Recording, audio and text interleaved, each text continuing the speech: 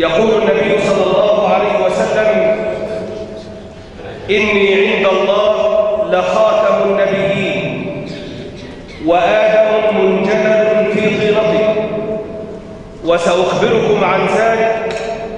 إني دعوة أبي إبراهيم وبشارة عيسى، وحين حملتني أمي وجدت نورا أضاء لها قصور الشام، واسترضعت في ديار بني سعد. أيها الإخوة المؤمنون، والكلمة التالية لفضيلة الشيخ شوقي صالح، إمام وخطيب مسجد الحصاد. الحمد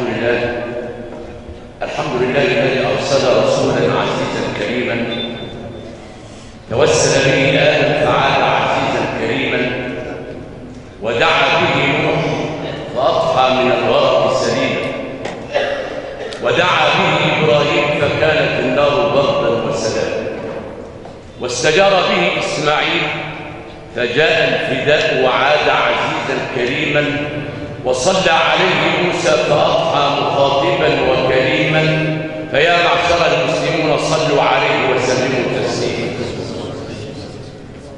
وارض اللهم يا رب عن إمام الأواب الذي أقام مقام النبي في المحراب، الصاحب في الغار وفي الطريق، القائل عنه سيد كل قبيلة وفريق، ما طلعت الشمس ولا غربت على رجل بعد النبيين أفضل من أبا بكر الصديق.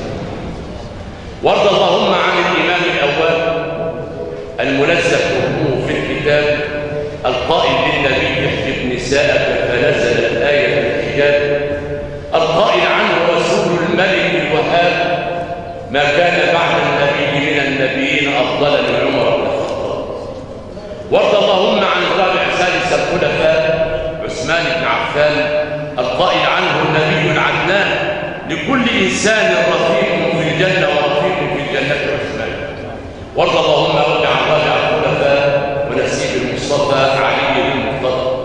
ورحم الله القائل: من نور بدر النبي استضاءت الأضواء، ولم يزل في ضمائر الكون تختار له الأمهات والآباء، وما مضت فترة من الرسل إلا وبشرت بقدومه الأنبياء.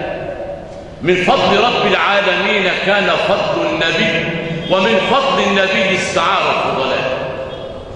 وأنا واقف بين أساتذة في العلم ما كنت أريد الحديث، ولكن دفع بي فضيلة الشيخ محمد عمار، وأنا وسط علماء مدينة كفر الزيات، وأشكر الشيخ سيد على الكلمة الجميلة.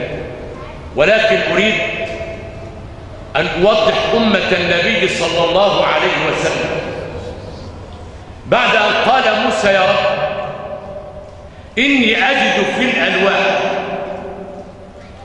أمة متأخرة في الإسلام سباقة في الجنة فاجعلها أمتي. قال: تلك أمة محمد. وفي رواية قال: تلك أمة أحمد. قال: يا رب إني أجد في الألواح أمة يصومون شهرا واحدا فتغفر لهم 11 شهرا فاجعلها أمتي. قال: تلك أمة محمد. قال: يا رب إني أجد في الألواح أمة يصورون بيت الله الحرام فلا يرجعون إلا وقد غفرت لهم فاجعلها أمتي. قال: تلك أمة محمد. قال: يا ربي إني أجد في الألواح أمة يبدأون الطعام بالبسملة وينهون الطعام بالحمد فلا تستقر اللقمة في الجوف حتى يغفر الله لهم فاجعلها أمتي. قال: تلك أمة محمد.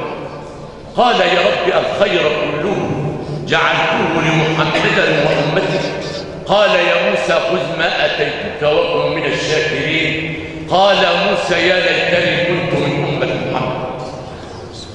العظيمة الذي جاء لها النبي وكما جاء في كتاب السيرة للدكتور المرحوم فود المهدي أن ليلة الوضع كانت السيدة آمنة وحدها إذ دخل عليها 3 من النساء طوال كهن بنات عبد مناف لم أرى أجمل من وجوههم قط، فجاءت واحدة وأسندت إليها ظهري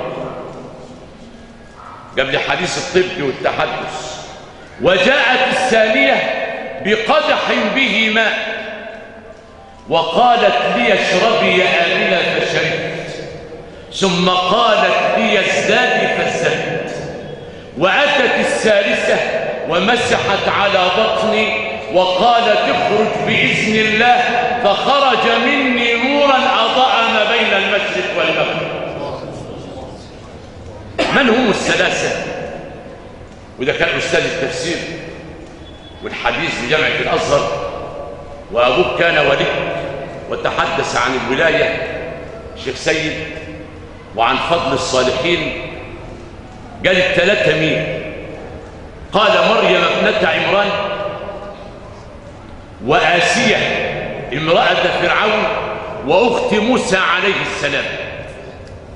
ثم وضح بحديثه إن الله زوجني ب3 في الجنة، ومش النبي شهواني، لا، هم اللي حيزتهم الشرف والتكريم بزواجهم من رسول الله. إن الله زوجني ب3 في الجنة: مريم ابنة عمران التي أحصنت فرجها، وآسيا التي قالت رب ابن لي عندك بيتا في الجنة ونجني من فرعون وعمره، وأخت موسى التي كانت تمشي وتدل على من يكفر. النبي حين خرج ونزل من بطن أمه يختلف عن ولادته. لما بيقول الطفل عندنا بيصرخ بيبكي، والشعر بيقول فيه ايه؟ ولدتك أمك يا ابن آدم باكيا والناس حولك يضحكون سرورا، فاعمل بيوم موتك أنت ضاحكا فيه والناس حولك يبكون. إلا سيدنا النبي، إلا المحب، إلا اللي ربنا بعث رحمة، جل الذي بعث الرسول رحيما ليرد عنا في المعاد جحيما، وبه ترجى جنة ونعيما، أضحى على البال الكريم كريما، فصلوا عليه وسلموا تسليما. ما ضل عن وحي الإله وما غوى، حاشا رسول الله أن ينطق عن الهوى، الصادق المصدوق بما روى، قد ران من رب العباد تكريما، فصلوا عليه وسلموا تسليما. سيدنا النبي إن ولد جاسيا على ركبتيه، قال علماء السيرة وذلك إرهاصات للنبي. نزل جاسيا على ركبتيه شاخصا بصره إلى السماء قابضا حفنة من التراب، قالوا أنها تلك علامات، قال أنه يدلل على أن الصلاة لله. ولما نظر إلى السماء كأنه يبطل عبادة الأوثان ويبرهن أن قيوم السماوات هو صاحب العبادة، ثم أخذ حفنة من التراب، وقيل بعضا من التراب، فإنه يدلل على ذلك: منها خلقناكم وفيها نعيدكم ومنها نخرجكم تارة. أما عن محبة النبي،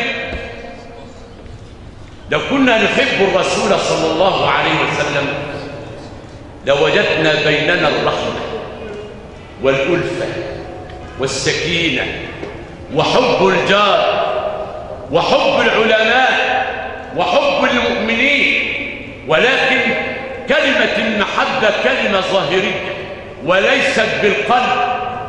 وسأضرب لك مثالا على سرعة. مرض النبي، جلس فريق دور الحمى اللي بدنا احنا كلنا كده. مرض النبي فذهب أبو بكر إلى الحبيب. فلما وجد النبي مريضا بعيد المحبة عاد أبو بكر مريضا إلى بيته. فلما شفى الله النبي، لأن من الشافي الله، إن الطبيب له في الطب معرفة إذا كان في عمر الإنسان تأخير، أما إذا العمر قد ولى فخاب الطبيب وخانته العقاقير. لما شفى الله سيدنا محمد سأل على الصديق الصاحب في الغار وفي الطريق، قالوا مجرد ما جه شافك لم نراه بعد ذلك، فقال وجبت الزيارة عيد المحبة. فلما طرق النبي باب أبو بكر الصديق، وكان عارف قطرة النبي، كل واحد فينا يبقى عارف يخبط عليه ويقول لك انا اعرف ديت، ده خطة الشيخ محمود عبد السلام، ده الشيخ هشام، ده الشيخ فايز، ده الشيخ فلان، كل واحد عارف صح. فأبو بكر عارف قطرة النبي. ومن تعليم السنة عندما تطرق بابا لا تعطي وجهك للباب. ليه؟ عشان ما يفتحش حد وتبص له، اعطي ظهرك للباب، دي من السنة. احنا ما بنعملوش كده ابدا، بنخبطوا عاملين كده عيننا مفتحه عشان نشوف له طالعه شكل ايه، لابسه ايه. هو ده المحبه بتاعت النبي؟ هو دي سنه النبي؟ ابدا. ده الامام مالك معلم الامام الشافعي لما ذهب ليزوره وطرق الباب وقال اين محمد بن ادريس، واعطى ظهره للباب، قالت ليس موجودا. قال اغلق الباب ولم يرى شيئا، ثم كتب من اراد بالعلم النفيس فعليه بمحمد بن ادريس. لما جاء الامام الشافعي وجد كتابه استاذه، هل كتب فوق الامام؟ ابدا والله، كتب تحت منه. كيف يكون ذلك واستاذه الامام مالك؟ سيدنا النبي مجرد ما طرق الباب على أبو بكر نهض من فراشه مسرعا، وصوبت عيناه على النبي، وترجم لسانه قائلا مرض الحبيب، عيد المحبة، مرض الحبيب فعدته فمرضت من أسفي عليه، شفي الحبيب فزارني فشفيت من نظري إليه.